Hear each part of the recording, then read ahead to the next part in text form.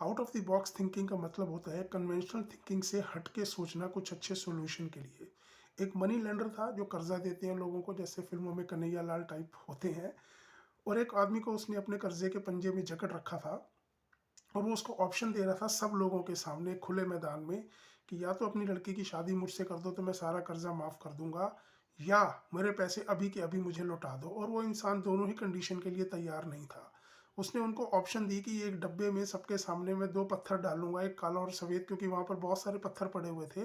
काला और सफ़ेद डालूंगा और तुम्हारी लड़की एक पत्थर उठाएगी, अगर सफ़ेद पत्थर आया तो तुम लोग जा सकते हो, तुम्हारा सारा कर्जा माफ़ है, और अगर काला पत्थर उठाया तो उसको मुझसे शादी करनी पड़ेगी। लड़की इसके लिए तैयार हो गई क्योंकि वो कुछ डिफरेंट सोच रखती थी। जब वो डब्बे में एक बॉक्स में एक पत्थर डाल रहा था तो लड़की ने देखा कि वो बड़े बड़ी चालाकी से दोनों काले पत्थर डाल रहा था। अब उसके सामने चॉइस थी कि या तो वो मना कर देती, सबके सामने शोर मचाती, लेकिन सिचुएशन तब भी वही रहती, या वो चुपचाप मान लेती और सोचती कि मेरी तो किस्मत में यही है।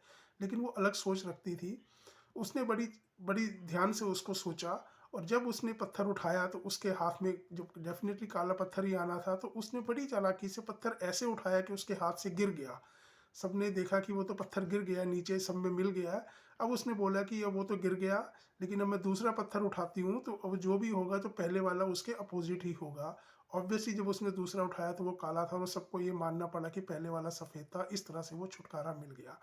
तो ज़िंदगी में कई बार ऐसी सिचुएशन आती है तो वी नीड टू थिंक कि क्या हम out of the box thinking रख के कुछ अच्छा सोल्यूशन निकाल सकते हैं।